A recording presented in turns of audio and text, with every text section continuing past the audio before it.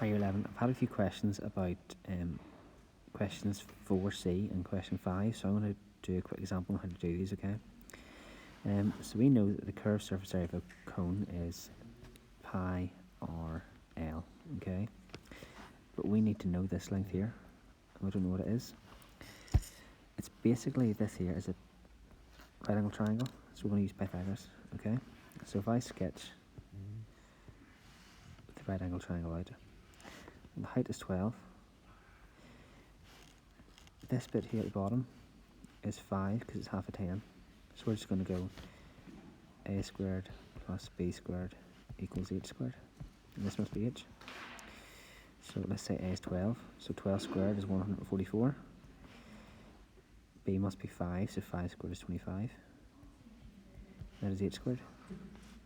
H squared equals 169, which means h is 13. So this length is 13. So now you should be able to answer the question.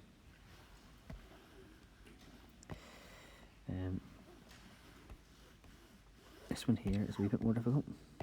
Okay, so I'm told the total surface area is 216 pi centimetres squared. So I know that the total surface area of a cone is the area of the bottom, which is pi r squared, plus the curved surface area, plus pi r L.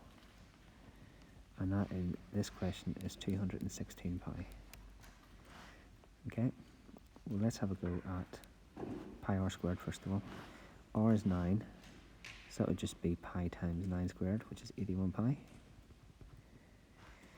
plus pi r L. L I don't know, so I can say pi times 9 times x equals 216 pi.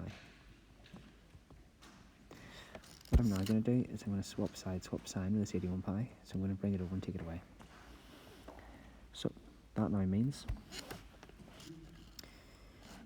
pi times 9 times x, I'm just going to say 9 pi x equals 216, take away 81,